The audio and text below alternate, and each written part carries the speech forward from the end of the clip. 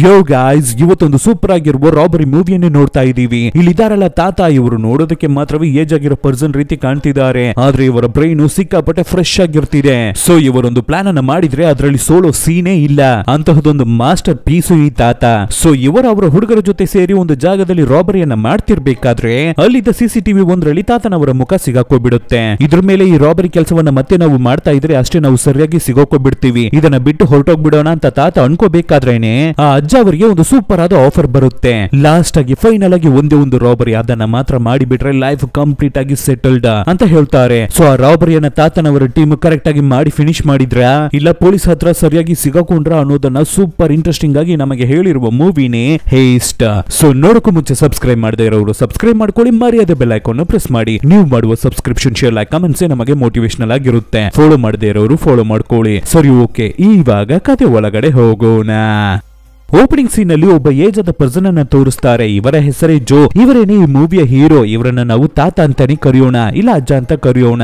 ಇವರ ಮೇಲೆ ನನಗೆ ಸಿಕ್ಕಾಪಟ್ಟೆ ಹೊಟ್ಟೆ ಉರಿ. ಅದು ಯಾಕೆ ಗೊತ್ತಾ? ಇವರಿಗೆ ಒಬ್ಬರು ಹೆಂಡತಿ ಇದ್ದಾರೆ. ಅವರು ಯಾರು ಗೊತ್ತಾ? ಇಲ್ಲಿ ನೋಡಿ, ಇಲ್ಲಿ ಇದ್ದಲ್ಲ ಈ ಹುಡುಗಿ, ಇವಳೇನೆ ಅವರ ಹೆಂಡತಿ ಅಂತೆ. ಏನನ್ನ ಮಾತಾಡಿ ಇವಳನ್ನ ಪಿಕಪ್ ಮಾಡಿದ್ರು. ಸರಿ, ಓಕೆ, ಇರ್ಲಿ. ಈ ಹುಡುಗಿಯ ಹೆಸರು ಫ್ರಾನಾ. ನಮ್ಮ ಅಜ್ಜ ಅವರು ಇವಾಗ ಒಂದು ಗೋಲ್ಡ್ ಶಾಪ್ ಅನ್ನ ರಾಬರಿ ಮಾಡೋದಕ್ಕೆ ರೆಡಿ ಆಗಿರ್ತಿದ್ದಾರೆ. ಸೊ ಅದಕ್ಕಾಗಿ ಆ ಗೋಲ್ಡ್ ಶಾಪ್ ಪಕ್ಕದಲ್ಲೇ ಇರ್ತಾ ಇರುವ ಒಂದು ರೆಸ್ಟೋರೆಂಟ್ ಅಲ್ಲಿ ಅಜ್ಜ ಅವರು ಅವರ ಹೆಂಡತಿಯನ್ನ ಕೆಲಸಕ್ಕೆ ಸೇರಿಸಿಕೊಡ್ತಾರೆ. ಸೊ ಫ್ರಾನು ಆ ರೆಸ್ಟೋರೆಂಟ್ ಅಲ್ಲಿ ಕೆಲಸ ಮಾಡ್ತಿರ್ತಾರೆ. ಹೀಗಿರ್ಬೇಕಾದ್ರೆ ಒಂದು ದಿನ ಗೋಲ್ಡ್ ಶಾಪ್ ಇಂದ ಈ ರೆಸ್ಟೋರೆಂಟ್ ಅಲ್ಲಿ 4 ಕಾಫಿಯನ್ನ ಆರ್ಡರ್ ಮಾಡ್ತಾರೆ. ಅದರಲ್ಲಿ ಪ್ರೆಗ್ನೆಂಟ್ ತಪ್ಪಿಸುವ ಔಷಧಿಯನ್ನ ಮಿಕ್ಸ್ ಮಾಡಿ ಕೊಟ್ಬಿಡ್ತಾಳೆ ನಮ್ಮ ಫ್ರಾನ್. ಸೊ ಔಷಧಿ ಮಿಕ್ಸ್ ಆಗಿರುವ ಆ ಕಾಫಿಯನ್ನ ತಗೊಂಡು ಜ್ಯುವೆಲರಿ ಶಾಪ್ ಅಲ್ಲಿ ಕೆಲಸ ಮಾಡ್ತಿರುವ ವ್ಯಕ್ತಿ ಹೋಗ್ತಾರೆ. ನಮ್ಮ ಫ್ರಾನು ಈ ಕಡೆ ರೆಸ್ಟೋರೆಂಟ್ ಅಲ್ಲಿ ಪರ್ಮಿಷನ್ ಅನ್ನ ಕೇಳಿರ್ತಾರೆ. ಸೊ ಅವರ ಕೆಲಸವನ್ನ ಮುಗಿಸ್ಕೊಂಡು ಹೊರಗಡೆ ಬರ್ತಾರೆ. ವಿಗನ್ನ ಬಿಚ್ಚಿಬಿಟ್ಟು ಡ್ರೆಸ್ ಅನ್ನ ಚೇಂಜ್ ಮಾಡ್ತಾರೆ. ಅಷ್ಟೇ ನಮ್ಮ ಫ್ರಾನ್ ಅನ್ನ ಗುರ್ತಿಡಿಯೋಕೆ ಆಗಲ್ಲ.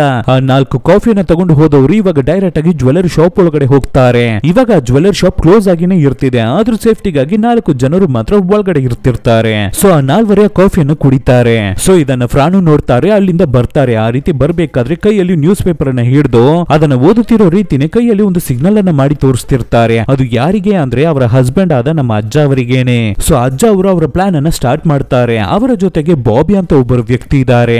ಇವರ ಅಜ್ಜ ಅವರ ಟೀಮ್ ಅಲ್ಲಿ ಒಬ್ಬರು ಮೆಂಬರೇ. ಸೊ ಇವಾಗ ಕ್ಲೋಸ್ ಆಗಿರುವ ಜ್ಯುವೆಲರಿ ಶಾಪ್ ಅನ್ನು ಹೊಡೆದಾಕೊಂಡು ಒಳಗಡೆ ಹೋದ್ರೆ ಹೊರಗಡೆ ಇರುವ ಜನರಿಗೆ ಎಲ್ಲರಿಗೂ ಡೌಟ್ ಬಂದ್ಬಿಡುತ್ತೆ. ಆದ್ರಿಂದ ಒಂದು ದೊಡ್ಡ ಡಿಸ್ಟ್ರಾಕ್ಷನ್ ಅನ್ನ ಕ್ರಿಯೇಟ್ ಮಾಡ್ತಾರೆ. ಈ ಅಜ್ಜ ಅವರ ಟೀಮ್ ಅಲ್ಲಿ ಪಿಂಕಿ ಅಂತ ಒಬ್ಬರು ಅಂಕಲ್ ಇರ್ತಾರೆ. ಅವರು ಒಂದು ಲೆಟರ್ ಪೋಸ್ಟ್ ಅನ್ನ ಅಲ್ಲಿರುವ ಒಂದು ಡಸ್ಟ್ ಬಿನ್ ಗೆ ಹಾಕಿ ಹೋಗ್ತಾರೆ. ಆಕ್ಚುಲಿ ಅದೊಂದು ಕೆಮಿಕಲ್. ಆ ಡಸ್ಟ್ ಬಿನ್ ಗೆ ಹಾಕಿದ ಮೇಲೆ 2 ಡಿಫರೆಂಟ್ ಆದ ಕೆಮಿಕಲ್ ಒಂದಾಗಿ ಮಿಕ್ಸ್ ಆಗ್ಬೇಕಾದ್ರೆ ಆದ್ರಿಂದ ಒಂದು ದೊಡ್ಡ ಬ್ಲಾಸ್ಟ್ ಅಲ್ಲಿ ನಡೆಯುತ್ತೆ. ಸೊ ಇದರಿಂದ ಆ ಕಡೆ ಬಂದ ಒಂದು ಟ್ಯಾಕ್ಸಿ ಅಲ್ಲಿ ಒಂದು ಚಿಕ್ಕ ಆಕ್ಸಿಡೆಂಟ್ ಗೆ ಒಳಗಾಗುತ್ತೆ. ಇದನ್ನ ನೋಡಿದ ಜನರು ಎಲ್ಲರೂ ಗಾಬರಿಯಾಗಿ ಆ ಜಾಗಕ್ಕೆ ಓಡಿ ಹೋಗ್ತಾರೆ. ಸೊ ಜ್ಯುವೆಲರಿ ಶಾಪ್ ಹತ್ರ ಯಾರುವೇ ಇಲ್ಲ. ಅದು ಮಾತ್ರ ಇಲ್ಲ, ಜ್ಯುವೆಲರಿ ಶಾಪ್ ಒಳಗಡೆ 4 ಜನರು ಮಾತ್ರ ಇರ್ತಾ ಇದ್ರು. ಅವರುವೇ ಇವಾಗ ಕಾಫಿಯನ್ನು ಕುಡಿದು ಬಿಟ್ಟು ಅನ್ಕಾನ್ಶಿಯಸ್ ಆಗಿರ್ತಾರೆ. ಸೊ ಅದರಿಂದ ಧೈರ್ಯವಾಗಿ ಲಾಕ್ ಅನ್ನು ಹೊಡೆದಾಕಿ ಡೋರ್ ಅನ್ನು ಹೊಡೆದಾಕಿ ಒಳಗಡೆ ಹೋಗ್ತಾರೆ ನಮ್ಮ ಟೀಮ್. ಮತ್ತೆ ಯಾವುದೇ ಕಾರಣಕ್ಕೂ ಇವರ ಮುಖ ಕ್ಯಾಮೆರಾದಲ್ಲಿ ಸಿಗಾಕೋಬಾರ್ದು ಅನ್ನೋದ್ರಿಂದ ಮಾಸ್ಕ್ ಅನ್ನ ಹಾಕೊಂಡು ಒಳಗಡೆ ಹೋಗ್ತಾರೆ. ನಮ್ಮ ಹೀರೋ ಅಜ್ಜನ ಮಾಸ್ಕ್ ಅನ್ನ ಹಾಕೊಳ್ಳೋಣ ಅಂತ ಹೋಗ್ಬೇಕಾದ್ರೇನೆ ಒಳಗಡೆ ಯಾರೋ ಇರೋದು ಅವರ ಕಣ್ಣಿಗೆ ಕಾಣುತ್ತೆ. ಯಾರೋದು ಅಂತ ಚೆನ್ನಾಗಿ ಅಬ್ಸರ್ವ್ ಮಾಡಿ ನೋಡ್ಬೇಕಾದ್ರೇನೆ ಆ ಅಂಗಡಿಯಲ್ಲಿ ಕೆಲಸ ಮಾಡ್ತಾ ಇರುವ ಒಬ್ಬರು ಲೇಡಿ ಆ ಕಾಫಿಯನ್ನು ಕುಡ್ದೇ ಇರಲ್ಲ.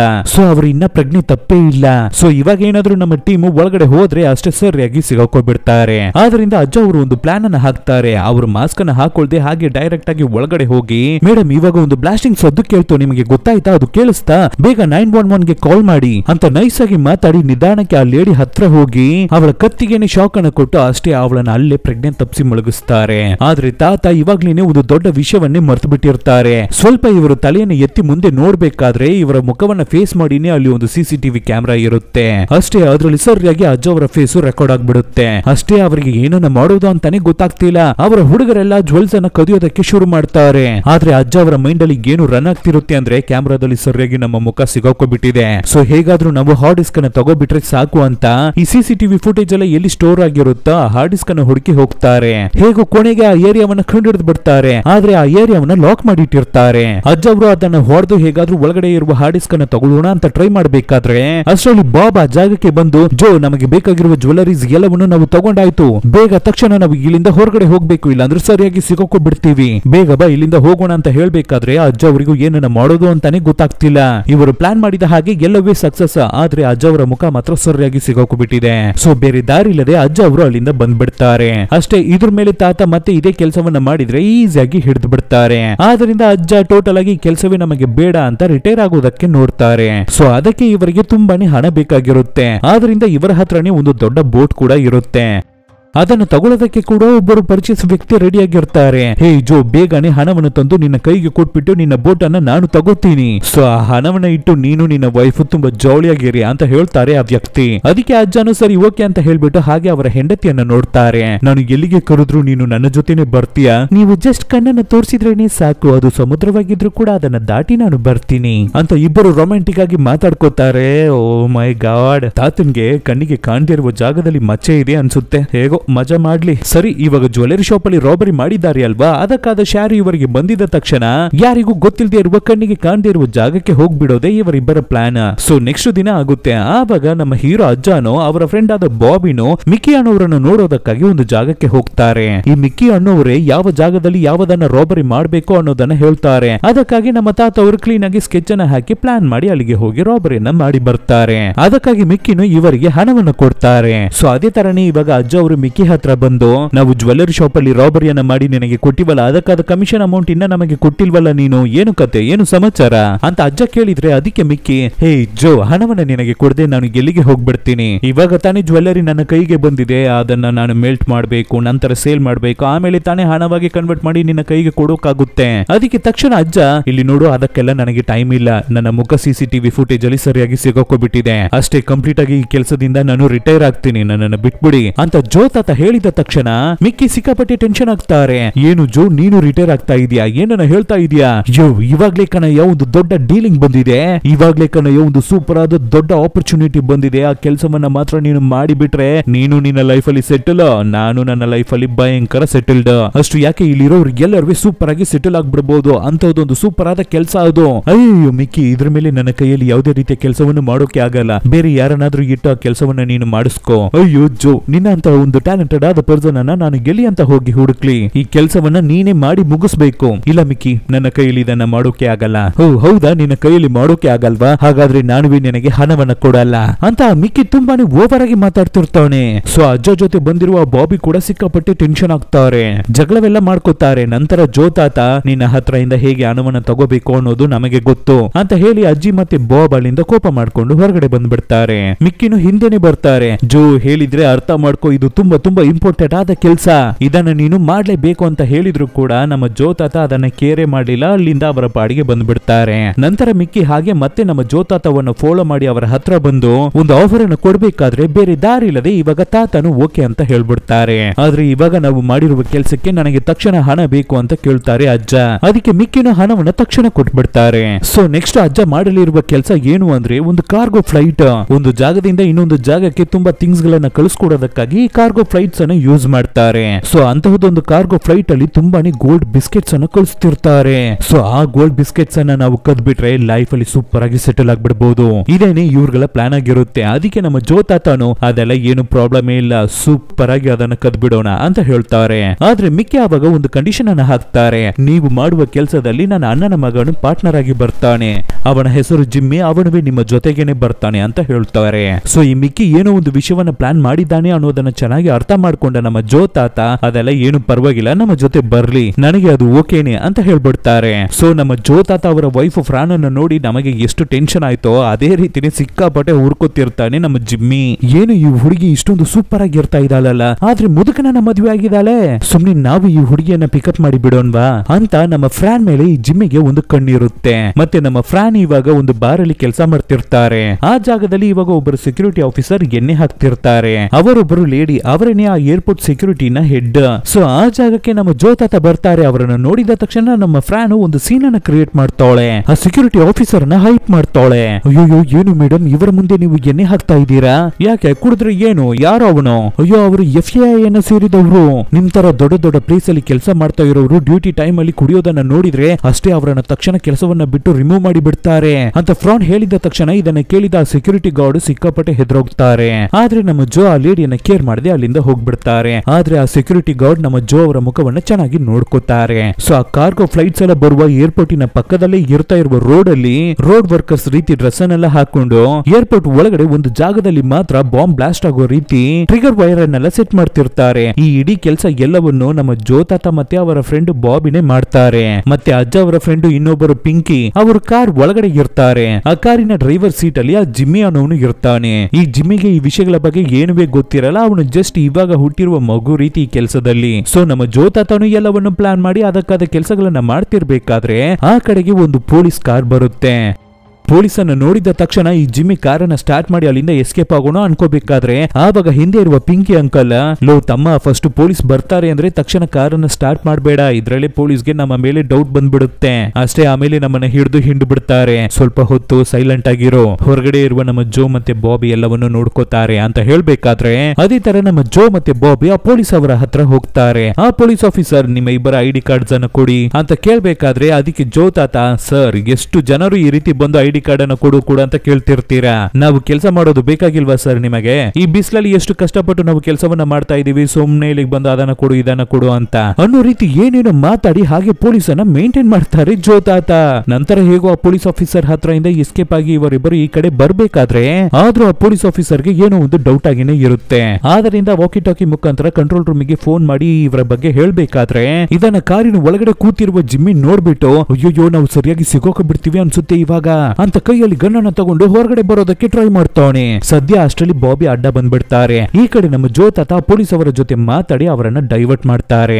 ಸರ್ ನಿಮ್ಮ ಹತ್ರ ಒಂದು ವಿಷಯವನ್ನ ನಾನು ಹೇಳೋದಕ್ಕೆ ಮರ್ತು ಬಿಟ್ಟೆ ಅಂತ ಏನೇನೋ ಮಾತಾಡಿ ಅವರನ್ನ ಡಿಸ್ಟ್ರಾಕ್ಟ್ ಮಾಡ್ತಿರ್ತಾರೆ. ಅದೇ ತರ ಈ ಕಡೆ ಬಾಬಿ ಜಿಮ್ಮಿ ಹತ್ರ, ಲೋ ಸುಮ್ನೆ ಮರ್ಯಾದಿಂದ ಒಳಗಡೆ ಹೋಗ್ಬಿಡು, ಎಲ್ಲ ಪ್ಲಾನ್ ಅನ್ನು ನೀನು ಹಾಳು ಮಾಡ್ಬಿಡ್ತೀಯ ಅನ್ಸುತ್ತೆ ಅಂತ ಜಿಮ್ಮಿಯನ್ನ ಸೈಲೆಂಟ್ ಮಾಡ್ಬೇಕಾದ್ರೆ ಈ ಕಡೆ ನಮ್ಮ ಜೋ ತಾತನು ಅವರ ಕೈಯಲ್ಲಿ ಆದಷ್ಟು ಆ ಪೊಲೀಸ್ ಆಫೀಸರ್ ಅನ್ನ ಡೈವರ್ಟ್ ಮಾಡಿ ಬಿಡ್ತಾರೆ. ಆದ್ರೂ ಆ ಪೊಲೀಸ್ ಆಫೀಸರ್ಗೆ ಇವರ ಮೇಲೆ ಡೌಟ್ ಬಂದ್ಬಿಡುತ್ತೆ. ಸೊ ಕಾರನ್ನ ಚೆನ್ನಾಗಿ ನೋಟ್ ಮಾಡ್ಕೊಂಡು ನಂಬರ್ನೆಲ್ಲ ನೋಟ್ ಮಾಡಿ ಅಲ್ಲಿಂದ ಹೊರಟೋಗ್ತಾರೆ ಪೊಲೀಸ್ ಆಫೀಸರ್. ತಾತ ಅವರು ಕಾರಿನ ಒಳಗಡೆ ಬರ್ತಾರೆ. ಬಂದಿದ್ದ ತಕ್ಷಣ ಜಿಮ್ಮಿಗೆ ಸರಿಯಾಗಿ ಬೈತಾರೆ, ಲೋ ಫಸ್ಟ್ ನೀನು ನಮ್ಮ ಜೊತೆ ಬಂದಿದ್ದೆ ದೊಡ್ಡ ತಪ್ಪು, ಬಂದಿದ್ದು ಅಲ್ಲದೆ ಬೇಕಿಲ್ದೆ ನೀನು ಗನ್ನನ್ನು ತೋರಿಸಿ ಇನ್ನ ದೊಡ್ಡ ಪ್ರಾಬ್ಲಮ್ ಅನ್ನ ಎಳಿಬೇಕು ಅಂತ ಅನ್ಕೊಂಡಿದ್ದ, ಆದ್ರೆ ಜೋ ನಾನು ಹೆಲ್ಪ್ ಮಾಡ್ಬೇಕು ಅಂತ ನೀನು ನೋಡಿದ್ದು, ಅಯ್ಯೋ ನಿನ್ನ ಇವಾಗ ಪೊಲೀಸ್ ಆಫೀಸರ್ ನಮ್ಮ ಕಾರನ್ನ ಚೆನ್ನಾಗಿ ನೋಟ್ ಮಾಡ್ಕೊಂಡು ಹೋಗಿದ್ದಾರೆ, ಪರವಾಗಿಲ್ವಾ, ಇದ್ರ ಮೇಲೆ ಈ ಕಾರನ್ನ ನಾವು ಯೂಸ್ ಮಾಡೋಕೆನೆ ಆಗಲ್ಲ. ಸೊ ಅಜ್ಜ ಹಿಂದೆ ಇರುವ ಪಿಂಕಿ ಹತ್ರ, ಲೋ ಪಿಂಕಿ ನೀನು ಏನನ್ನ ಮಾಡ್ತೀಯೋ ಗೊತ್ತಿಲ್ಲ, ಕಂಪ್ಲೀಟ್ ಆಗಿ ಕಾರನ್ನ ಡೆಮಾಲಿಷ್ ಮಾಡಿ ನಾಶ ಮಾಡಬೇಡ ಅಷ್ಟೇ. ಇವಾಗ ಕಟ್ ಮಾಡಿದ್ರೆ ನೆಕ್ಸ್ಟ್ ದಿನ ಆಗುತ್ತೆ. ನಮ್ಮ ಜೋ ತಾತ ಅವರ ಮನೆಯಲ್ಲಿ ಎಲ್ಲರೂ ಅಸೆಂಬಲ್ ಆಗಿರ್ತಾರೆ. ಎಲ್ಲರೂ ಒಟ್ಟಿಗೆ ಸೇರಿ ಹೇಗೆ ರಾಬರಿಯನ್ನ ಮಾಡೋದು ಅಂತ ಪ್ಲಾನ್ ಮಾಡ್ತಿರ್ತಾರೆ. ಆ ಪ್ಲಾನ್ ಅಲ್ಲಿ ಇಳಿದು ಕೆಲಸವನ್ನ ಕಂಪ್ಲೀಟ್ ಆಗಿ ಮಾಡಲಿರುವ ನಮ್ಮ ಜೋ ತಾತ, ಬಾಬು, ಪಿಂಕಿ ಎಲ್ಲರೂ ಸೈಲೆಂಟ್ ಆಗಿನೇ ಇರ್ತಾರೆ. ಆದ್ರೆ ಏನಕ್ಕೂ ಆಗ್ಬಾರ್ದೇ ಇರುವ ಈ ಪಿಂಕಿ ಅವನ ಐಡಿಯಾವನ್ನ ಕೊಡ್ತಾನಂತೆ. ಇವಾಗ ಇಲ್ಲಿ ನೋಡಿ, ಏನೇ ಆದ್ರೂ ಸರಿ ಈ ಪ್ಲಾನ್ ಅನ್ನ ನಾವು ಸಕ್ಸಸ್ಫುಲ್ ಆಗಿ ಮಾಡಿ ಮುಗಿಸ್ಬೇಕು, ಅರ್ಥ ಆಗ್ತಿದ್ಯಾ? ಇದನ್ನ ಮಾತ್ರ ನಾವು ಕರೆಕ್ಟ್ ಆಗಿ ಮಾಡಿಬಿಟ್ರೆ ನಮಗೆಲ್ಲರ ಲೈಫ್ ಸೆಟಲ್ಡ್. ಜೋ ತಾತ ನಿನ್ನ ಲೈಫ್ ಸೆಟಲ್ ಆಗ್ಬಿಡುತ್ತೆ. ಇಲ್ಲಿ ಇದ್ದಾಳಲ್ಲ ನಿನ್ನ ವೈಫ್, ಅವಳನ್ನ ಕರ್ಕೊಂಡು ನೀನು ಎಲ್ಲಿಗೆ ಬೇಕಾದ್ರೂ ಹೋಗ್ಬಹುದು, ಎಲ್ಲೆಲ್ಲಿ ಬೇಕಾದ್ರೂ ಸುತ್ತಾಡಬಹುದು. ಏನು ನನಗೆ ಸ್ವಲ್ಪ ಒಳಗಡೆ ಹೊಟ್ಟೆ ಉರಿತಿದೆ ಅಷ್ಟೇ. ಸರಿ ಓಕೆ ಪ್ಲಾನ್ ಅನ್ನ ನಾವು ಪಕ್ಕವಾಗಿ ಮಾಡೋಣ, ಓಕೆನಾ ಅಂತ ಇವ್ರುಗಳು ಮಾತಾಡ್ತಿರ್ಬೇಕಾದ್ರೆ ಆವಾಗ ಒಂದು ಫೋನ್ ಕಾಲ್ ಬರುತ್ತೆ. ಅದನ್ನ ಪಿಂಕಿ ಅವರೇ ಹೋಗಿ ಅಟೆಂಡ್ ಮಾಡಿ ಮಾತಾಡ್ತಾರೆ. ಹಾಗೆ ತುಂಬಾನೇ ಶಾಕ್ ಆಗಿಬಿಟ್ಟು ಜೋ ತಾತ ಅವರ ಹತ್ರ ಬರ್ತಾರೆ. ಏನು ಪಿಂಕಿ, ಏನು ಪ್ರಾಬ್ಲಮ್? ಪೊಲೀಸ್ ನಮ್ಮ ಕಾರನ್ನ ಕಂಡಿಡ್ದು ಬಿಟ್ರು. ಏನು ಕಂಡಿಡ್ದು ಬಿಟ್ರಾ? ಟೋಟಲ್ ಆಗಿ ಅದನ್ನ ನಾಶ ಮಾಡ್ಬಿಡು ಅಂತ ತಾನೇ ನಾನು ನಿನಗೆ ಹೇಳಿದ್ದೆ. ಹೌದು, ನಾನು ಕಂಪ್ಲೀಟ್ ಆಗಿ ಅದನ್ನ ಡೆಮಾಲಿಷ್ ಮಾಡ್ಬೇಕು ಅಂತಾನೆ ಅನ್ಕೊಂಡೆ. ಅದನ್ನ ಆಮೇಲೆ ನಿಧಾನಕ್ಕೆ ಮಾಡೋಣ ಅಂತ ನನ್ನ ರಿಲೇಟಿವ್ ಅವರ ಮನೆಯಲ್ಲಿ ಒಂದು ದಿನ ಕಾರಣ ಬಿಟ್ಟಿದ್ದೆ ಅಷ್ಟೇ. ಅದನ್ನು ಪೊಲೀಸ್ ಅವರು ಕಂಡಿಡ್ದು ಬಿಟ್ಟಿದ್ದಾರೆ ಇವಾಗ. ಸರಿ ಓಕೆ, ಏನೋ ಒಂದು ಇರ್ಲಿ, ಇವಾಗ ಕಾರಣ ಮಾತ್ರ ತಾನೇ ಕಂಡಿಡಿದಿದ್ದಾರೆ, ಪ್ರಾಬ್ಲಮ್ ಇಲ್ಲ ಬಿಡು. ಇಲ್ಲ ಜೋ, ಕಾರಿನ ಡ್ಯಾಶ್ ಬೋರ್ಡ್ ಅಲ್ಲಿ ತಾನೇ ನಮ್ಮ ಇಡೀ ರಾಬರಿ ಪ್ಲಾನ್ ಇರ್ತಾ ಇರೋದು ಅಂತ ಹೇಳ್ಬೇಕಾದ್ರೆ ಇದನ್ನ ಕೇಳಿ ಎಲ್ಲರೂ ತುಂಬಾನೇ ಶಾಕ್ ಆಗ್ತಾರೆ. ಹಾಗಾದ್ರೆ ಪೊಲೀಸ್ ಅವರಿಗೆ ನಮ್ಮ ವಿಷಯ ಗೊತ್ತಾಗ್ಬಿಟ್ಟಿರ್ಬೇಕು, ನಮ್ಮ ಪ್ಲಾನ್ ಅವರಿಗೆ ಗೊತ್ತಾಗ್ಬಿಟ್ಟಿರ್ಬೇಕು. ಇದ್ರ ಮೇಲೆ ನಮ್ಮ ಕೈಯಲ್ಲಿ ಏನನ್ನು ಮಾಡೋಕೆ ಆಗಲ್ಲ, ಈ ಪ್ಲಾನ್ ಅನ್ನ ಡ್ರಾಪ್ ಮಾಡಿ ಬಿಡೋಣ ಅಂತ ಬಾಬಿ ಹೇಳ್ಬೇಕಾದ್ರೆ ಅದಕ್ಕೆ ಜೋ ತಾತ, ಇಲ್ಲ ಬಾಬಿ, ಖಂಡಿತ ಈ ಪ್ಲಾನ್ ಅನ್ನ ನಾವು ಎಕ್ಸಿಕ್ಯೂಟ್ ಮಾಡ್ಲೇಬೇಕು. ಬಾಬಿ ಅವರಿಗೆ ಈ ವಿಷಯ ಸ್ವಲ್ಪ ಕೂಡ ಇಷ್ಟನೇ ಆಗ್ತಾ ಇಲ್ಲ. ಅದರಿಂದ ಕೋಪ ಮಾಡಿ ಪ್ಲಾನಿಗೆ ನಾನು ಬರಲ್ಲ ಅಂತ ಹೋಗ್ಬಿಡ್ತಾರೆ. ಅಷ್ಟೇ, ಪ್ಲಾನ್ ಎಲ್ಲ ಇವಾಗ ಟೋಟಲ್ ಆಗಿ ಫೇಲ್ಯೂರ್ ಆಗ್ತಾ ಇದೆ. ಆದ್ರಿಂದ ನಮ್ಮ ಜೋ ಟೆನ್ಷನ್ ಆಗ್ಬಿಟ್ಟು ಜಿಮ್ಮಿ ಹತ್ರ, ಲೋ ಜಿಮ್ಮಿ ನೀನು ಬೇಗನೆ ನಿಮ್ಮ ಅಂಕಲ್ ಮಿಕ್ಕಿ ಹತ್ರ ಹೋಗಿ ಈ ವಿಷಯದ ಬಗ್ಗೆ ಹೇಳು ಅಂತ ಹೇಳಿದ ತಕ್ಷಣ ಜಿಮ್ಮಿನೂ ಅಲ್ಲಿಂದ ಹೊರಡ್ತಾನೆ. ಜಿಮ್ಮಿ ಅಲ್ಲಿಂದ ಹೋಗಿದ್ದ ತಕ್ಷಣ ಈ ಕಡೆ ಜೋ ತಾತ ಮತ್ತೆ ಪಿಂಕಿ ಅಂಕಲ್ ಇಬ್ಬರು ಸೇರಿ ನಗಾಡ್ತಿರ್ತಾರೆ. ಏನು ಅಂದ್ರೆ ಇವು ಎಲ್ಲವೇ ನಮ್ಮ ಜೋ ತಾತ ಮತ್ತೆ ಮತ್ತೆ ಅವರ ಟೀಮ್ ಮಾಡಿರುವ ಪ್ಲಾನ್. ಯಾಕೆಂದ್ರೆ ನಮ್ಮ ಜೋತಾತನಿಗೂ ಅವರ ಟೀಮ್ ಮೆಂಬರ್ಸ್ಗೂ ಈ ಕೆಲಸವನ್ನ ಮಾಡೋದಕ್ಕೆ ಒಂದು ಚೂರು ಇಷ್ಟನೇ ಇಲ್ಲ. ಆದ್ರೆ ಈ ಕೆಲಸವನ್ನ ಮಾಡಿದ್ರೆ ತಾನೇ ಹಣವನ್ನ ಕೊಡ್ತೀನಿ ಅಂತ ಮಿಕ್ಕಿ ಹೇಳಿರ್ತಾನೆ ಅಲ್ವಾ. ಸೊ ಬೇರೆ ದಾರಿ ಇಲ್ಲದೆ ಈ ಕೆಲಸವನ್ನ ಮಾಡೋ ರೀತಿ ಒಪ್ಕೊಂಡು ಅದನ್ನ ಮಾಡೋ ರೀತಿ ಶುರುನು ಮಾಡಿ ನಂತರ ಪೊಲೀಸ್ಗೆ ಇವಾಗ ನಮ್ಮ ಪ್ಲಾನ್ ಗೊತ್ತಾಗ್ಬಿಟ್ಟಿದೆ, ಇದ್ರ ಮೇಲೆ ನಮ್ಮ ಕೈಯಲ್ಲಿ ಏನನ್ನು ಮಾಡೋಕೆ ಆಗಲ್ಲ ಅನ್ನೋ ರೀತಿ ಒಂದು ಡ್ರಾಮಾವನ್ನ ಮಾಡಿ ಅವರ ಪ್ಲಾನ್ ಅನ್ನು ಊತಾಕ್ಬಿಡ್ತಾರೆ. ಸೊ ನಮ್ಮ ಬಾಬಿನೋ ಅಲ್ಲಿಂದ ಕೋಪ ಮಾಡಿ ಹೋಗೋ ರೀತಿ ಆಕ್ಟ್ ಮಾಡಿ ಹೋಗ್ತಾರೆ. ಸೊ ಪಿಂಕಿನೋ ಅವರ ಲೈಫ್ ಅನ್ನು ನೋಡ್ಕೊಳ್ಳೋದಕ್ಕಾಗಿ ಅವರು ಹೊರಡ್ತಾರೆ. ಈ ಕಡೆ ನಮ್ಮ ಜೋತಾತ ಅವರ ಹತ್ರ ಇರುವ ಬೋಟ್ ಅನ್ನ ತಗೋತೀನಿ ಅಂತ ಒಬ್ಬ ವ್ಯಕ್ತಿ ಹೇಳಿದ್ದ ಅಲ್ವಾ ಹಣವನ್ನ ತರ್ತೀನಿ ಅಂತ, ಆ ವ್ಯಕ್ತಿ ಇವತ್ತೇನೆ ಬರ್ತಿದ್ದಾನೆ. ಸೊ ಹಣವನ್ನ ತಗೊಂಡು ಅವರ ಹೆಂಡತಿಯನ್ನ ಕರ್ಕೊಂಡು ನಮ್ಮ ಜೋತಾತ ಇವತ್ತು ರಾತ್ರಿನೇ ಎಸ್ಕೇಪ್ ಆಗೋದೇ ಅವರ ಪ್ಲಾನ್. ಸೊ ಹೇಳಿದ ತರನೇ ಹಣವನ್ನ ತಗೊಂಡು ಬೋಟ್ ಅನ್ನ ತಗೊಳ್ಳೋದಕ್ಕಾಗಿ ಬರ್ತಾರೆ ಆ ವ್ಯಕ್ತಿ. ಸೊ ತಾತ ಮತ್ತೆ ಆ ವ್ಯಕ್ತಿ ಇಬ್ಬರು ಕೂತು ಮಾತಾಡ್ತಿರ್ಬೇಕಾದ್ರೆ ಅವರ ಮನೆ ಒಳಗಡೆ ಯಾರೋ ಬರೋ ರೀತಿಯ ಸದ್ದಾಗುತ್ತೆ. ಇದನ್ನ ಫ್ರಾನು ನೋಡ್ತಾರೆ, ಯಾರೋ ಮನೆ ಒಳಗಡೆ ಬರ್ತಾ ಇದ್ದಾರೆ ಅಂತ ಜೋತಾತಾಗೆ ಸಿಗ್ನಲ್ ಅನ್ನ ಮಾಡಿ ತೋರಿಸ್ತಾರೆ ನಮ್ಮ ಫ್ರಾನ್. ಸೊ ಜೋತಾತನು ಹಣವನ್ನ ತಂದಿರ್ತಾರೆ ಅಲ್ವಾ ವ್ಯಕ್ತಿ, ಅವರ ಹತ್ರ ಒಂದು ಗಣ್ಣಿರುತ್ತೆ, ಅದನ್ನ ಕಿತ್ಕೊಂಡು ಸುಮ್ನೆ ಇಲ್ಲೇನೆ ಕೂತಿರು ಅಂತ ಹೇಳ್ಬಿಟ್ಟು ಜೋತಾತ ಮನೆ ಪೂರ್ತಿ ಹುಡುಕ್ತಿರ್ತಾರೆ ಯಾರಾದ್ರೂ ಬಂದಿದ್ದಾರಾ ಅಂತ. ಈ ಕಡೆ ಬೋಟನ್ನ ತಗೊಳ್ಳೋದಕ್ಕೆ ಬಂದಿದ್ದ ವ್ಯಕ್ತಿ ಹಣವನ್ನ ಕೈಗೆ ತಗೊಂಡು ಇದ್ರ ಮೇಲೆ ಇವರ ಹತ್ರ ನಾವು ಬೋಟನ್ನ ತಗೊಳ್ಳೋದು ಬೇಡ ಅಂತ ಅಲ್ಲಿಂದ ಎಸ್ಕೇಪ್ ಆಗಿ ಹೋಗ್ತಾರೆ. ಈ ಕಡೆ ಜೋತಾತನು ಮನೆ ಪೂರ್ತಿ ಸುತ್ತಮುತ್ತ ಹುಡುಕಿ ನೋಡ್ಬೇಕಾದ್ರೆ ಒಂದು ಜಾಗದಲ್ಲಿ ಜಿಮ್ಮಿ ಹೌಸ್ಕೊಂಡಿರ್ತಾನೆ. ಲೋ ನೀನೇನು ಈ ಜಾಗದಲ್ಲಿ ಮಾಡ್ತಾ ಇದೀಯಾ? ಇಲ್ಲ, ನಮ್ಮ ಪ್ಲಾನಿನ ಮ್ಯಾಪ್ ಅನ್ನ ಈ ಜಾಗದಲ್ಲಿ ಬಿಟ್ಬಿಟ್ಟು ಹೋಗ್ಬಿಟ್ಟಿದ್ಯಾ, ಅದನ್ನ ತಗೊಳ್ಳೋದಕ್ಕಾಗಿ ನಾನು ಬಂದೆ. ಆ ಮ್ಯಾಪ್ ನಿನಗೆ ಬೇಕು ಅಂದ್ರೆ ನನ್ನ ಹತ್ರ ಡೈರೆಕ್ಟ್ ಆಗಿ ನೀನು ಕೇಳಿರ್ಬಹುದಾಗಿತ್ತಲ್ಲ, ಏನಕ್ಕೆ ಕಲ್ಲೊಂದ್ ರೀತಿ ನೀನು ಮನೆ ಒಳಗಡೆ ಬಂದು ಹುಡುಕ್ತಿದ್ದೆ ಅಂತ ಜೋತಾತ ಜಿಮ್ಮಿಗೆ ಸರಿಯಾಗಿ ಹೊಡೆದ ಅವನನ್ನ ತೂದು ಬಿಸಾಕ್ತಾರೆ. ನಂತರ ಆ ಜಾಗಕ್ಕೆ ಜೋತಾತ ಅವರ ಹೆಂಡತಿ ಫ್ರಾನು ಬರ್ತಾರೆ. ಅವರಿಗೆ ಅರ್ಥವಾಗ್ತಿರುತ್ತೆ ಏನಕ್ಕಾಗಿ ಜಿಮ್ಮಿ ಇಲ್ಲಿಗೆ ಬಂದಿದ್ದಾನೆ ಅಂತ. ಯಾಕೆಂದ್ರೆ ಫ್ರಾನ್ ಮೇಲೆ ಜಿಮ್ಮಿಗೆ ಒಂದು ಕಣ್ಣಿರುತ್ತೆ ಅಲ್ವಾ. ಸೊ ಫ್ರಾನು ಜೋ ಇಲ್ಲಿಗೇನೆ ಸ್ಟಾಪ್ ಮಾಡಿ ಅಂತ ಹೇಳಿದ್ರೆ ಜೋತಾತ ನಿಲ್ಸೋ ರೀತಿನೇ ಕಾಣ್ತಾ ಇಲ್ಲ, ತುಂಬಾನೇ ಟೆನ್ಷನ್ ಆಗಿರ್ತಿದ್ದಾರೆ. ಅದಕ್ಕೆ ಜಿಮ್ಮಿ ಇಲ್ಲಯ್ಯ ನಾನು ಸುಮ್ನೆ ಮ್ಯಾಪ್ ಅನ್ನ ತಗೊಂಡು ಹೋಗೋಣ ಅಂತಾನೆ ಬಂದಿದ್ದು, ಆದ್ರೆ ನೀನು ಆ ವ್ಯಕ್ತಿಯ ಜೊತೆ ಮಾತಾಡ್ತಿದ್ದು ಎಲ್ಲವನ್ನೂ ನಾನು ಕೇಳಿಸ್ಕೊಂಡೆ. ಬೋಟ್ ಅನ್ನ ಮಾರಿಬಿಟ್ಟು ಆ ಹಣವನ್ನ ತಗೊಂಡು ಇಲ್ಲಿಂದ ಎಸ್ಕೇಪ್ ಆಗೋದು ತಾನೇ ನಿನ್ನ ಪ್ಲಾನ್. ಇಲ್ಲಿ ನೋಡು, ನಾವು ಪ್ಲಾನ್ ಮಾಡಿದ ಹಾಗೆ ಆ ಕಾರ್ಗೋ ಫ್ಲೈಟ್ ಇಂದ ಗೋಲ್ಡ್ ಅನ್ನ ನಾವು ಕದಿಬೇಕು. ಇದನ್ನ ಮಾಡದೆ ನಿನ್ನ ಕೈಯಲ್ಲಿ ಇಲ್ಲಿಂದ ಎಸ್ಕೇಪ್ ಆಗೋದಕ್ಕೆ ಆಗೋದಿಲ್ಲ, ಅದಕ್ಕೆ ನಾನು ಬಿಡೋದೂ ಇಲ್ಲ ಅಂತ ಹೇಳ್ಬಿಟ್ಟು ಜಿಮ್ಮಿ ಅಲ್ಲಿಂದ ಹೊರಟೋಗ್ತಾನೆ. ಸೊ ಇವಾಗ ಜೋತಾತಗೆ ಬೇರೆ ದಾರಿನೇ ಇಲ್ಲ, ಆದ್ರಿಂದ ಮತ್ತೆ ಅವರ ಫ್ರೆಂಡ್ಸ್ ಎಲ್ಲರನ್ನು ಕರೆದು ಇವಾಗ ನಮಗೆ ಬೇರೆ ದಾರಿನೇ ಇಲ್ಲ, ಮತ್ತೆ ನಮ್ಮ ಪ್ಲಾನ್ ಅನ್ನ ಮುಂದುವರಿಸಬೇಕಾಗಿದೆ, ಏನನ್ನು ಮಾಡೋಕೆ ಆಗೋದಿಲ್ಲ ಅಂತ ಹೇಳ್ತಿರ್ತಾರೆ. ಆವಾಗ ಫ್ರಾನ್ ಆ ಜಾಗಕ್ಕೆ ಬಂದು ನಿನ್ನೆ ನೈಟ್ ಜಿಮ್ಮಿ ಏನಕ್ಕಾಗಿ ಬಂದಿದ್ದ ಗೊತ್ತಾ? ಅವನು ನನಗಾಗಿನೇ ಬಂದಿದ್ದು, ಯಾಕೆಂದ್ರೆ ಅವನು ನನ್ನನ್ನ ಪಿಕಪ್ ಮಾಡೋದಕ್ಕಾಗಿ ನೋಡ್ತಿದ್ದಾನೆ ಅಂತ ಹೇಳ್ಬೇಕಾದ್ರೆ ಇದನ್ನ ಕೇಳಿದ ಜೋತಾತ ಓಹೋ ಗ್ಯಾಪ್ ಅಲ್ಲಿ ಈ ರೀತಿಯಲ್ಲ ಅವನು ಪ್ಲಾನ್ ಮಾಡ್ಕೊಂಡಿದ್ದಾನ, ಸರಿ ಸರಿ ಇರ್ಲಿ, ಫಸ್ಟ್ ಈ ಕೆಲಸವನ್ನ ನಾವು ಫಿನಿಶ್ ಮಾಡೋಣ ಅಂತ ಹೇಳಿ ಪ್ಲಾನ್ ಮಾಡಿ ಕೆಲಸ ಮಾಡೋದಕ್ಕೆ ಶುರು ಮಾಡ್ತಾರೆ. ನೆಕ್ಸ್ಟ್ ತಿಂಗಳು ಆ ಗೋಲ್ಡ್ ಬಿಸ್ಕೆಟ್ಸ್ ನೆಲ್ಲ ಯಾವ ಕಾರ್ಗೋ ಫ್ಲೈಟ್ ಗೆ ಹತ್ತಿಸ್ತಿದ್ದಾರೆ ಅನ್ನೋದನ್ನ ತಿಳ್ಕೊಂಡು ಜೋತಾತ ದೊಡ್ಡದಾಗಿ ಒಂದು ಪ್ಲಾನ್ ಅನ್ನ ಮಾಡ್ತಿರ್ತಾರೆ. ಸೊ ಆ ಪ್ಲಾನ್ ಬರುತ್ತೆ, ಫಸ್ಟ್ ಏರ್ಪೋರ್ಟ್ ಒಳಗಡೆ ಒಂದು ಬಾಂಬ್ ಬ್ಲಾಸ್ಟ್ ಆಗೋ ರೀತಿ ಸೆಟಪ್ ಅನ್ನ ಮಾಡಿರ್ತಾರೆ. ಏರ್ಪೋರ್ಟ್ ತುಂಬಾನೇ ದೊಡ್ಡದಾಗಿರೋದ್ರಿಂದ ಯಾರುವೆ ಓಡಾಡದೆ ಇರುವ ಪ್ಲೇಸ್ ಅಲ್ಲಿ, ಸಿಸಿಟಿವಿ ಎಲ್ಲ ಇಲ್ಲದೆ ಇರುವ ಜಾಗದಲ್ಲಿ, ಯಾರ ಕಣ್ಣಿಗೂ ಕಾಣದೇ ಇರುವ ಪ್ಲೇಸ್ ಅಲ್ಲಿ ಒಂದು ಬಾಂಬ್ ಅನ್ನು ಸೆಟ್ ಮಾಡಿರ್ತಾರೆ. ಸೊ ನೆಕ್ಸ್ಟ್ ನಮ್ಮ ಜೋತಾತ ಡೈರೆಕ್ಟ್ ಆಗಿ ಆ ಏರ್ಪೋರ್ಟಿನ ಸೆಕ್ಯೂರಿಟಿ ಹೆಡ್ ಇರ್ತಾರೆ ಅಲ್ವಾ, ಅವರನ್ನ ಮೀಟ್ ಮಾಡ್ತಾರೆ. ಆ ಸೆಕ್ಯೂರಿಟಿ ಲೇಡಿ ನಮ್ಮ ಜೋತಾತ ಅವರನ್ನ ನೋಡಿದ ತಕ್ಷಣ ಅಯ್ಯೋ ಸರ್, ನನ್ನ ಕೆಲಸವನ್ನ ಬಿಟ್ಟು ತೆಗೆದು ಬಿಡಬೇಡಿ ಪ್ಲೀಸ್ ಸರ್, ಪ್ಲೀಸ್, ನೀವು FIA ನ ಸೇರಿದವರು ಅಂತ ನನಗೆ ಗೊತ್ತು, ಪ್ಲೀಸ್ ಸರ್, ನನಗೆ ಇಬ್ಬರು ಮಕ್ಕಳು ಇರ್ತಿದ್ದಾರೆ, ಸ್ವಲ್ಪ ಕರುಣೆ ತೋರಿಸಿ ಅಂತ ಏನೇನೋ ಪೇಚಾಡ್ತಿರ್ತಾರೆ ಆ ಲೇಡಿ. ಅದಕ್ಕೆ ಜೋತಾತನು ಸರಿ ಸರಿ ಅಲ್ಬೇಡ, ಮಾಸ್ಟರ್ ಕೀ ನಿನ್ನ ಹತ್ರ ತಾನೇ ಇರ್ತಿದೆ, ಆ ಕೀಸ್ ಅನ್ನ ನನ್ನ ಕೈಗೆ ಕೊಟ್ಬಿಟ್ಟು ನೀನು ಈ ಜಾಗದಲ್ಲೇ ಇರಬಾರ್ದು, ಸ್ವಲ್ಪ ಹೊತ್ತು ಬಿಟ್ಟು ನಂತರ ನಾನು ಹೇಳ್ತೀನಿ ಆವಾಗ ಬಾ. ಸರ್ ನೀವು ಏನನ್ನ ಮಾಡ್ತೀರಾ? ಇಲ್ಲ, ನನ್ನ ಹತ್ರ ಒಂದು ಟೂಲ್ ಬಾಕ್ಸ್ ಇದೆ, ಅದನ್ನ ತಗೊಂಡು ನಿನ್ನ ಸೆಕ್ಯೂರಿಟಿ ಲೈನ್ ಅನ್ನ ದಾಟಿ ನನ್ನ ಕೈಯಲ್ಲಿ ಹೋಗೋಕೆ ಆಗುತ್ತಾ ಅಂತ ಚೆಕ್ ಮಾಡ್ತೀನಿ ಅಷ್ಟೇ. ಸರಿ ಸರ್, ನೀವು ಏನನ್ನ ಬೇಕಾದ್ರೂ ಮಾಡ್ಕೊಳ್ಳಿ, ದಯವಿಟ್ಟು ನನ್ನ ಕೆಲಸವನ್ನ ಬಿಟ್ಟು ತೆಗೆದು ಬಿಡಬೇಡಿ ಸರ್ ಅಂತ ಹೇಳ್ಬಿಟ್ಟು ಆ ಸೆಕ್ಯೂರಿಟಿ ಲೇಡಿನೂ ಅಲ್ಲಿಂದ ಹೊರಟೋಗ್ತಾರೆ.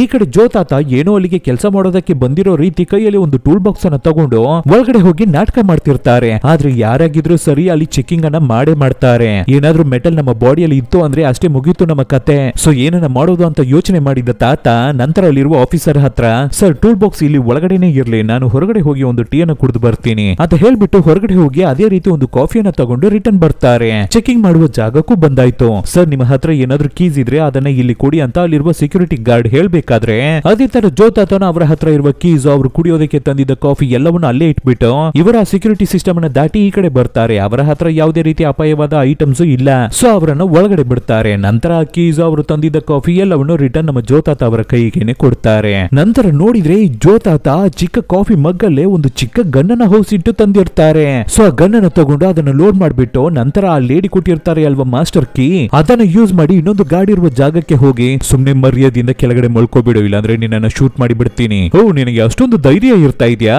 ಅಂತ ಆಫೀಸರ್ ಹೇಳ್ಬಿಟ್ಟು ಅಲ್ಲಿರುವ ಅಲಾರಾಮ್ ಅನ್ನ ಪ್ರೆಸ್ ಮಾಡೋಣ ಅಂತ ಅವರು ಟ್ರೈ ಮಾಡ್ಬೇಕಾದ್ರೆ ಆ ಅಲಾರಾಮ್ ಬಟನ್ ಅನ್ನೇ ಟಾರ್ಗೆಟ್ ಮಾಡಿ ಶೂಟ್ ಮಾಡಿಬಿಟ್ಟು ನಂತರ ಸೆಕ್ಯೂರಿಟಿಗೆ ಹಾಕಿ ಸರಿಯಾಗಿ ಹೊಡಿತಾರೆ ತಾತ. ನಂತರ ಆ ಜಾಗಕ್ಕೆ ಸೆಕ್ಯೂರಿಟಿ ಗಾರ್ಡ್ ಆಗಿ ತಾತ ಅವರ ಫ್ರೆಂಡ್ ಆದ ಪಿಂಕಿ ಬಂದ್ಬಿಡ್ತಾರೆ. ನಂತರ ಫ್ಲೈಟ್ ಅಲ್ಲಿ ಇರುವ ಗೋಲ್ಡ್ಸ್ ಎಲ್ಲವನ್ನು ತಗೊಂಡು ಹೋಗೋದಕ್ಕಾಗಿ ಒಂದು ವ್ಯಾನ್ ಅಲ್ಲಿ ಬಾಬಿ ಮತ್ತೆ ಜಿಮ್ಮಿ ಬರ್ತಾರೆ. ಸೊ ಇವಾಗ ಈ ಜಾಗ ಇವರ ಕಂಟ್ರೋಲ್ ಅಲ್ಲಿ ಇರೋದ್ರಿಂದ ಎಲ್ಲರೂ ಒಳಗಡೆ ಈಸಿಯಾಗಿ ಬಂದ್ಬಿಡ್ತಾರೆ.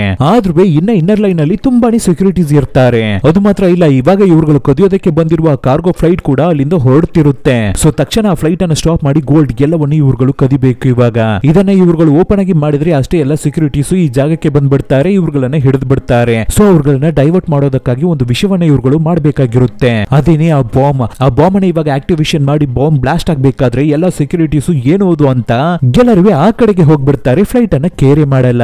ಸೊ ಇವಾಗ ಫ್ಲೈಟ್ ಗೆ ಅಡ್ಡ ಹೋಗಿ ಏರ್ಪೋರ್ಟ್ ಅಲ್ಲಿ ಕೆಲಸ ಮಾಡೋರ ರೀತಿನೇ ಸರ್ ಸ್ಟಾಪ್ ಮಾಡಿ, ಫ್ಲೈಟ್ ಅನ್ನ ಟೇಕ್ ಆಫ್ ಮಾಡಬೇಡಿ, ಎಮರ್ಜೆನ್ಸಿ ಸ್ಟಾಪ್ ಮಾಡಿ ಅಂತ ಹೇಳಿ ಫ್ಲೈಟ್ ಅನ್ನ ಸ್ಟಾಪ್ ಮಾಡಿಸಿ ಫ್ಲೈಟ್ ಒಳಗಡೆ ಹೋಗಿ ಸ್ಮೋಕ್ ಬಾಂಬ್ ಅನ್ನ ಹಾಕಿ ಎಲ್ಲರನ್ನು ಅನ್ಕಾನ್ಶಿಯಸ್ ಮಾಡಿಬಿಟ್ಟು ನಮ್ಮ ಜೋ ತಾತ ಮತ್ತೆ ಅವರ ಫ್ರೆಂಡ್ ಆದ ಬಾಬಿ ಮಾತ್ರ ಫ್ಲೈಟ್ ಒಳಗಡೆ ಹೋಗಿ ಗೋಲ್ಡ್ ಇರುವ ಬಾಕ್ಸಸ್ ಎಲ್ಲವನ್ನು ನೋಡ್ತಾರೆ. ಕೆಳಗಡೆ ಆ ಜಿಮ್ಮಿ ಹುಡುಗ ಅವ್ರುಗಳು ಓಡಿಸ್ಕೊಂಡು ಬಂದಿದ್ದ ವ್ಯಾನ್ ಡೋರ್ ಅನ್ನು ಓಪನ್ ಮಾಡ್ತಾರೆ. ಅದ್ರ ಒಳಗಡೆ ಒಂದು ಎಂಜಿನ್ ಬಾಕ್ಸ್ ಇರುತ್ತೆ. ಆಕ್ಚುಲಿ ಅದು ಎಂಜಿನೇ ಇಲ್ಲ, ಅದು ಒಂದು ಸೀಕ್ರೆಟ್ ಲಾಕರ್. ಸೊ ಜಿಮ್ಮಿ ಆ ಲಾಕರ್ ಅನ್ನು ಓಪನ್ ಮಾಡಿಟ್ಟು ಫ್ಲೈಟ್ಗೂ ಆ ಲಾಕರ್ ಬಾಕ್ಸಿಗೂ ಕನೆಕ್ಟ್ ಆಗೋ ರೀತಿ ಒಂದು ಏಣಿಯನ್ನ ಫಿಕ್ಸ್ ಮಾಡಿಟ್ಟು ಜೋ ಮತ್ತೆ ಬಾಬಿ ಇನ್ನ ಏನನ್ನ ಮಾಡ್ತಾ ಇದಾರೆ, ಪೊಲೀಸಸ್ ಬಂದ್ಬಿಡ್ತಾರೆ, ಬೇಗ ಗೋಲ್ಡ್ಸ್ ಅನ್ನ ಕಳ್ಸಿ ಅಂತ ಹುಡುಗ ಜೋರಾಗಿ ಕಿರ್ಚ್ಕೋಬೇಕಾದ್ರೆ ಆ ಗೋಲ್ಡ್ ಇರುವ ಬಾಕ್ಸಸ್ ಎಲ್ಲವನ್ನು 1 by 1 ಆಗಿ ನಮ್ಮ ಜೋ ತಾತ ಮತ್ತೆ ಬಾಬಿ ಕಳಿಸ್ತಾರೆ.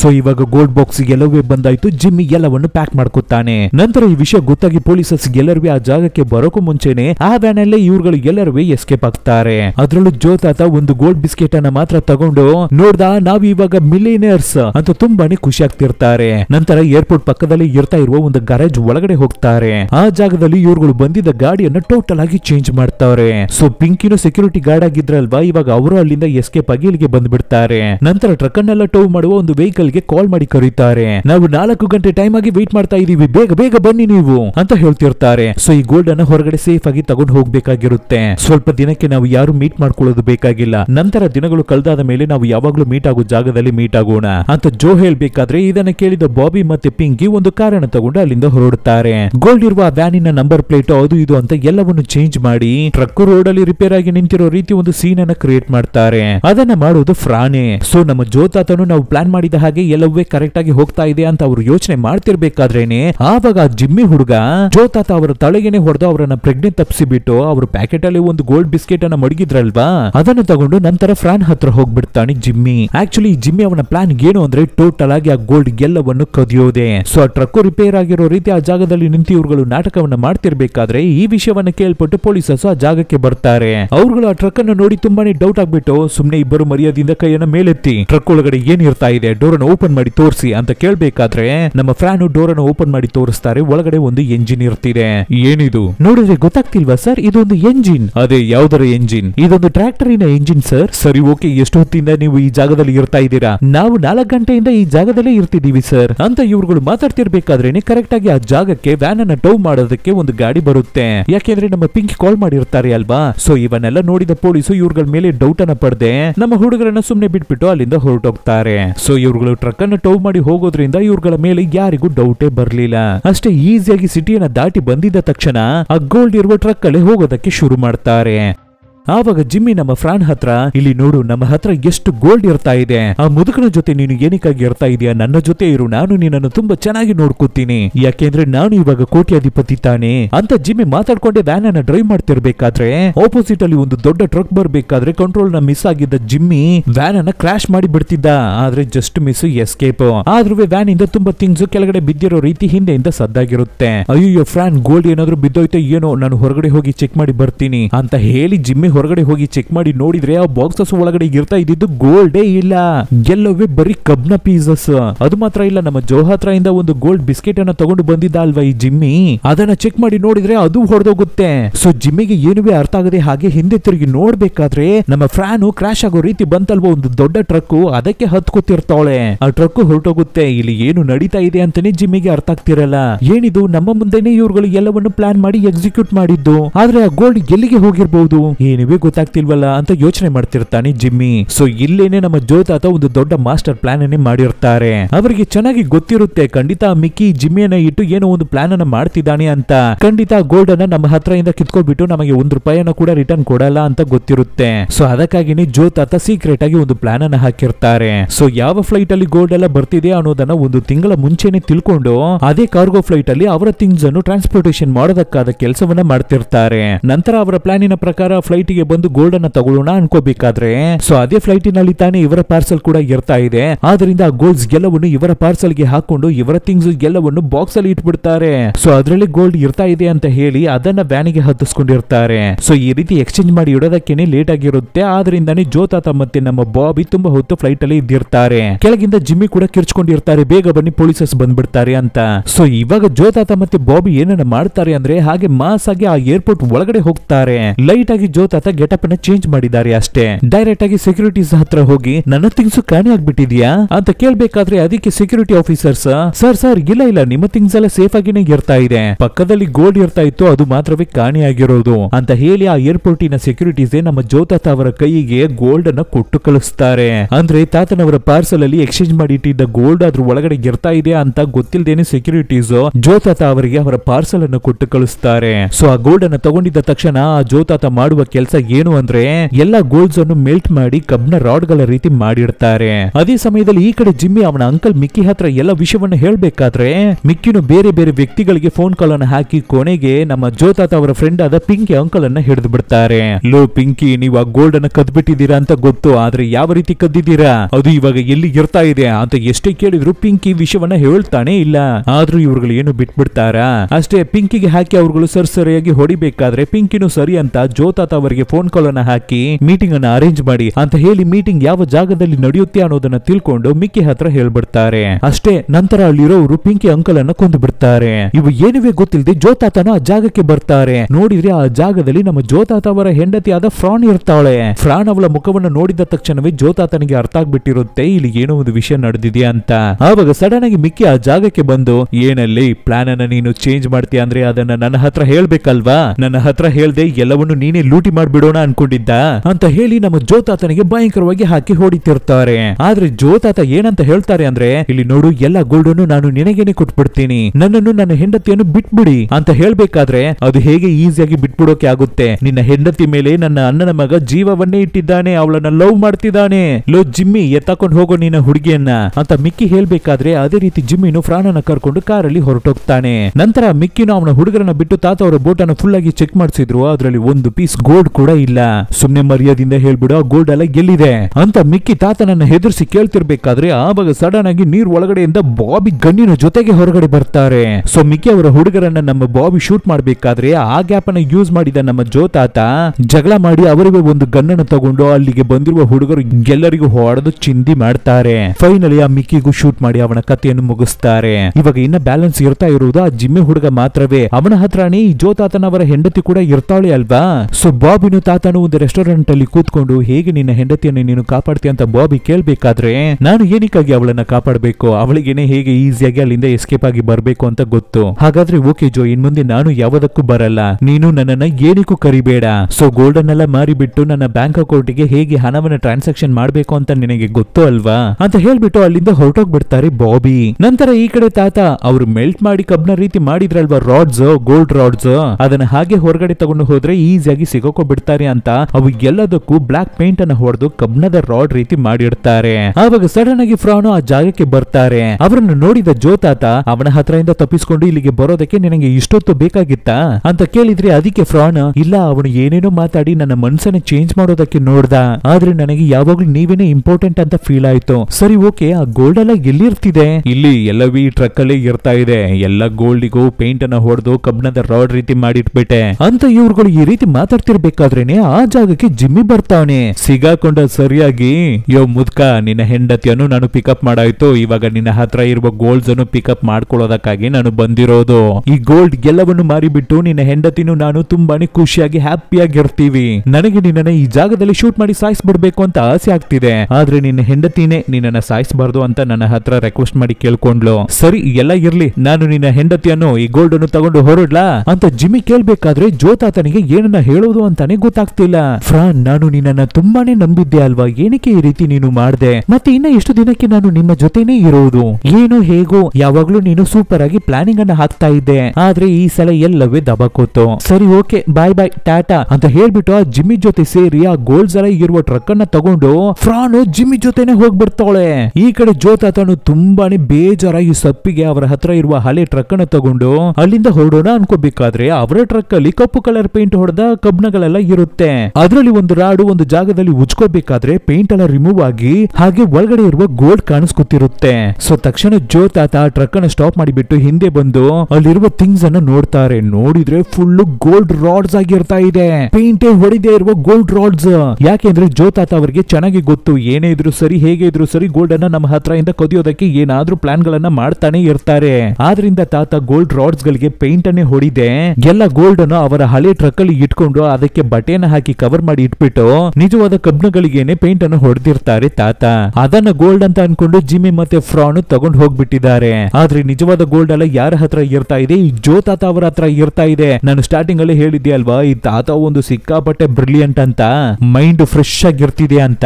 ಸೊ ಆ ಗೋಲ್ಡ್ಸ್ ಎಲ್ಲವನ್ನು ತಗೊಂಡು ಈ ಮನುಷ್ಯ ಸೂಪರ್ ಆಗಿ ಹ್ಯಾಪಿ ಆಗಿ ಇರ್ತಾನೆ. ಇನ್ ಮುಂದೆ ಬಾಬಿಗೂ ಶೇರ್ ಅನ್ನು ಕೊಟ್ಬಿಡ್ತಾರೆ. ಈ ಕಡೆ ಆ ಜಿಮ್ಮಿಗೆ ಅವು ಎಲ್ಲವೇ ಕಬ್ಣ ರಾಡು, ಅದು ಗೋಲ್ಡೇ ಇಲ್ಲ ಅಂತ ಗೊತ್ತಾಗಿದ್ದ ತಕ್ಷಣ ಅವನು ಏನನ್ನ ಮಾಡ್ತಾನೆ, ನಮ್ಮ ತಾತನಿಗೆ ಮೋಸ ಮಾಡಿದ್ದ ಫ್ರಾನ್ಗೆ ಸರಿಯಾಗಿ ಹೊಡೆದು ಅವಳನ್ನ ಓಡಿಸ್ಬಿಡ್ತಾನೆ. ಇಲ್ವಾ, ತಾತನಿಗೆ ಮೋಸ ಮಾಡಿದ ಫ್ರಾನ್ ಈ ಜಿಮ್ಮಿಗೂ ಮೋಸ ಮಾಡಿ ಎಸ್ಕೇಪ್ ಆಗ್ಬಿಡ್ತಾವಳೆ. ಆದ್ರೆ ಈ ಕಡೆ ಜೋ ತಾತ ಹಾಡು ಸಂತೋಷಕ್ಕೆ ಅಂತ ಹ್ಯಾಪಿಯಾಗಿ ಹಾಡನ್ನ ಹಾಡ್ಕೊಂಡೆ ಆ ವ್ಯಾನ್ ಅನ್ನ ಡ್ರೈವ್ ಮಾಡಿ ಹೋಗ್ತಿರ್ತಾರೆ. ಇಲ್ಲಿಗೇನೆ ಈ ಮೂವಿ ಮುಗಿಯುತ್ತೆ.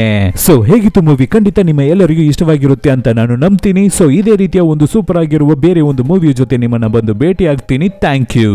ವಿಡಿಯೋಗೆ ಒಂದು ಲೈಕ್ ಅನ್ನು ಕೊಟ್ಬಿಡಿ, ಮರ್ತೇ ಬಿಟ್ಟೆ ಹೇಳೋದಕ್ಕೆ.